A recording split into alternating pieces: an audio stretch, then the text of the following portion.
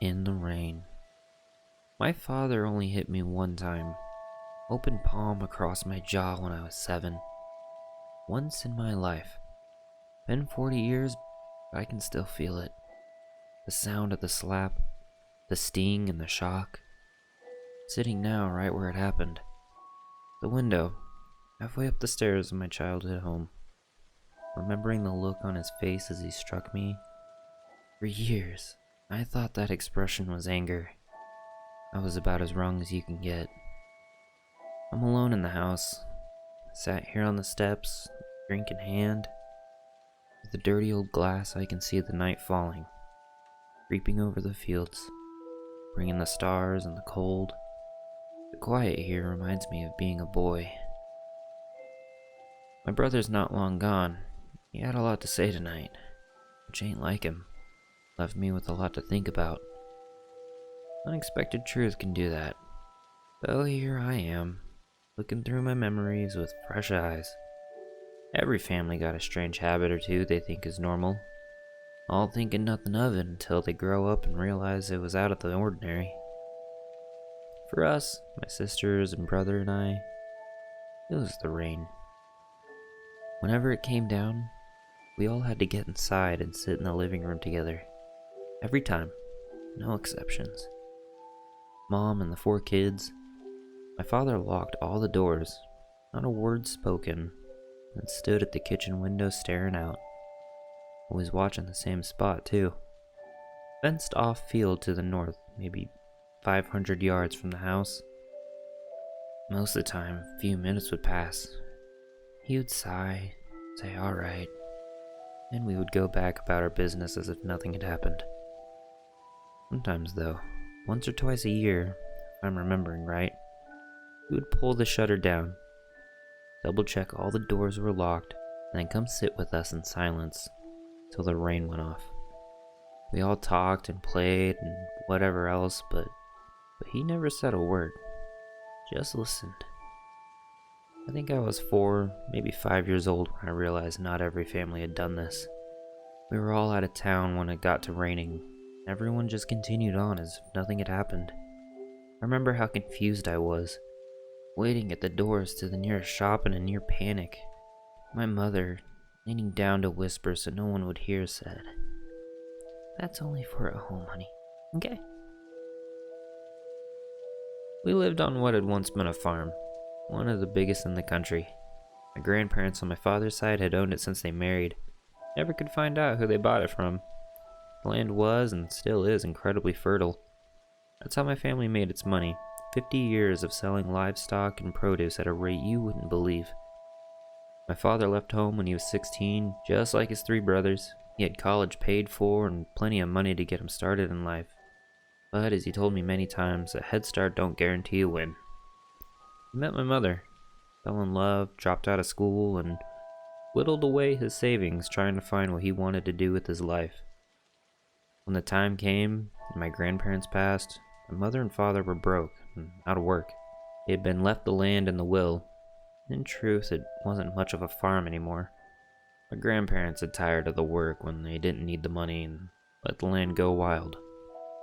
I knew my father hadn't wanted to move back. He muttered under his breath enough times. It always seemed crazy to me, but in the end, they didn't have a choice. It was in the will that the house and the land wasn't to be sold. Not in any circumstance. My parents moved in. They had been desperate for children for years, especially my mother, without any luck. Then, within a month of moving to the farm, she fell pregnant with my brother John. That was that. They took to looking after the land, making a living off of selling fruits and vegetables that were still growing there. Then a new child every year. That was the last. John, Susie, Sylvia, and me, Austin. It was late November, a few days before my 8th birthday when it happened. A storm had come in overnight from the east. Clouds so thick the sky was still black as night for sunrise.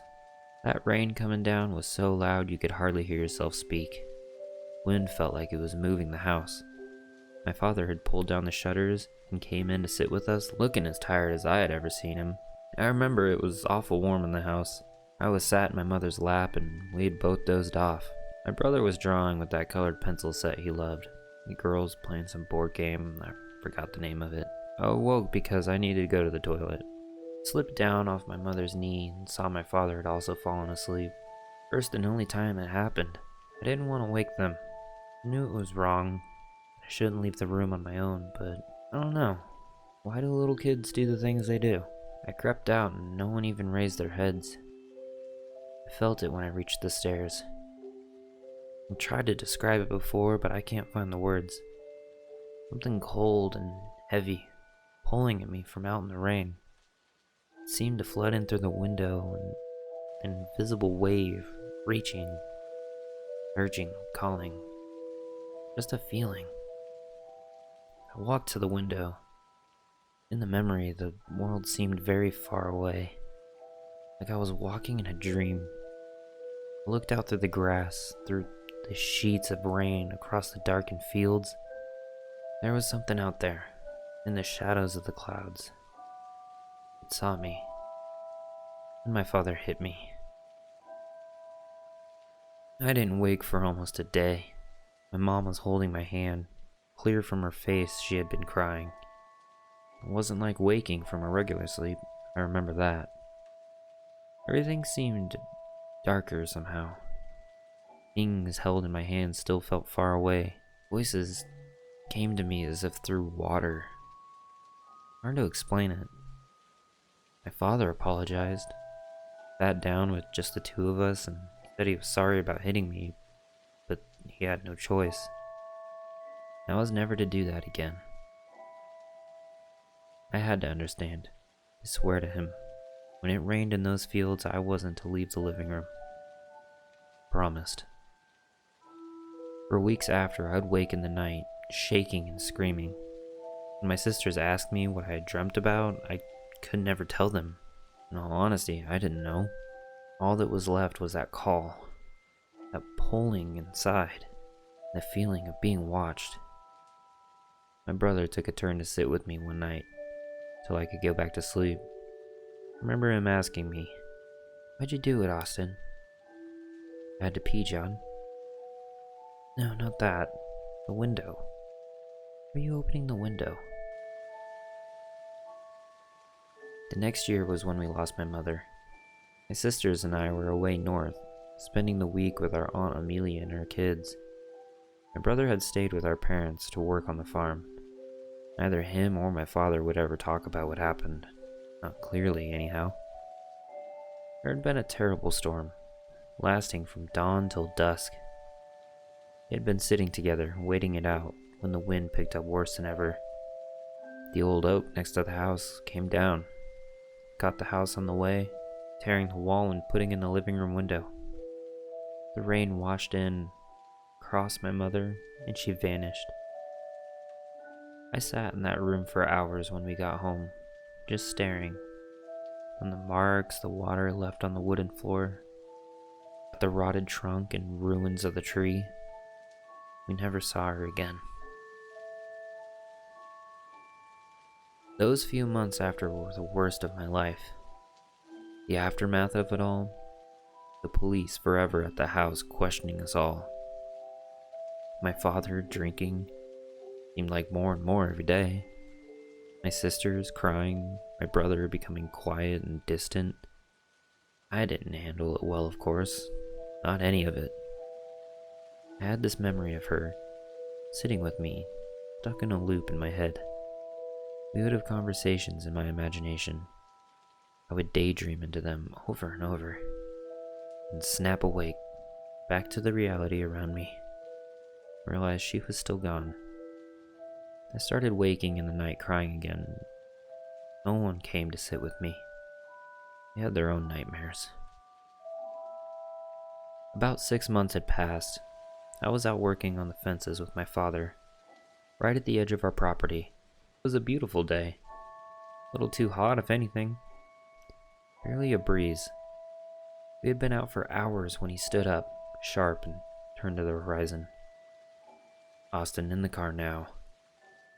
It was the first words he'd spoken all day. I recognized that look on his face, the tone of his voice. weather was turning. To this day, I haven't seen anything like it. A freak event, once in a lifetime, for a storm to move that fast. The wind first, cold and sudden.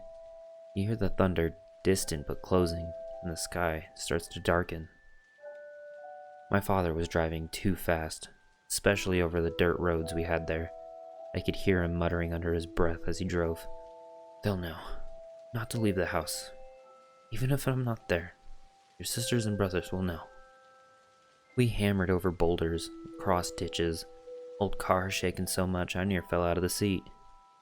I remember seeing a drop of rain on the windscreen. "You got better sight than me, boy," he said, eyes still on the road. "The field to the north of the house. You know the one. What do you see?" I stared out where he asked. "Nothing, but what? Someone's opened the gate." Christ. He slammed on the brakes. I felt the car fishtail, seatbelt cut into my neck and choked the breath out of me. My father had gone deathly white. He pulled off his coat and threw it over my head, plunging me into darkness. "Get down. Don't move." He pressed it over me, pushing me down into the seat. There was a tremor in his voice that I had never heard before. "Don't look, Austin. No matter what you hear, boy, don't look. And don't make a sound." His hand was so tight on the back of my neck it hurt through the jacket. I could hear the rain now, on the roof and the glass. The wind shook the car. I felt it. That weight, that cold pull from out in the storm. Something started to scrape slow down the side of the car. Something sharp. That sound. My father shifted position, pulled something out of the back seat. Heard a snap I recognized. He had reached for a shotgun, then checked it was loaded. The sound drew closer, louder. The back door now. The howl of the metal through the rain and the wind, coming towards us. It stopped. Right by my door. No sound but the rain and our breathing. Tap, tap, tap.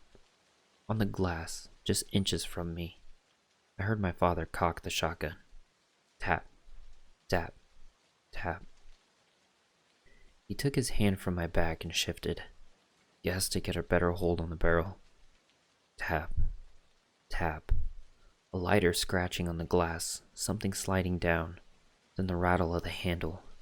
I was soaked in an icy sweat, unable to move, barely able to breathe. Then it stopped.